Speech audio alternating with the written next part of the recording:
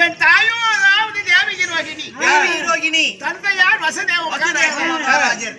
ஆனா சொல்ல போனா நான் ஒரு சிறையில பிறந்தவன். ஓஹோ, ஜெயிலுக்குள்ளியா சாமி? சிறை என்றால் ஜெயில் தான் சாமி. சிறையில் போத்த சுன்னி மலர்.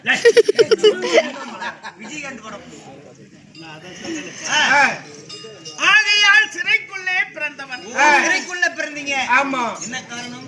காரணம் என்ன தெரியுமா? என்ன? அதாவது என் மாமனார் தெரியுமா? ஆகையால் கஞ்சன் கம்சகன். கம்சகன். சரி சாமி. நான் பிறக்கும் போதே மாலை சுத்தி பிறந்தேன். மாலை சுத்தி பிறந்தா தாய் மாமனுக்கு ஆகாதுன்னு சொல்லுவாங்க. தாய் மாமனை மடிக்கவே பிறந்தவன். தாய் மாமனை கொள்வதற்காக. சரி சாமி. ஏன் எதனால ஒரு தாய் மாம உறவு அதாவது தேவையாம்? என் மாமன் ஆகிய கம்சகன் முட்டாள் தனம் மறந்து போகணும். சரி சாமி. தேவகி ரோகிணி யாரும் பொண்ணு கேட்க வரவே இல்லை. காரணம் அதிகாரம் ஆசாவே பயந்துக்கிறாங்க.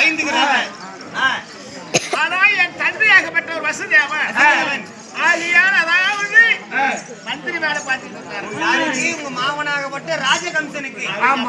சரி சாமி. இவங்க ரெண்டு பேர்த்தையும் அதாவது இவங்களுக்கு தான் கொடுக்கணும். இவங்களுக்கு தான் கொடுக்கணும். அப்பதான் சொல்ற பச்சை கேப்பா. நம்மளுக்கு கட்படுவாங்க. கட்படுவா அப்படின்னு சொல்லி திருமணத்தை செய்து ஊர்களை வந்தாங்களா? ஊர்களை வந்தார்கள். சரிங்க. ஊர்களை வரும்போது அசனை வாக்கு சொல்லுது. எப்படி? கம்சா அதாவது தங்க மகள் 2 பேரையும் திருமணம் செய்து ஆனா ஊர்களை வந்துட்டு இருக்க. ஆகையால் ஒரு தங்கினுடைய அதாவது வயிற்றுல 7 குழந்தை பிறக்கும். 8வது ஆண் குழந்தையால உயிர் பாவம்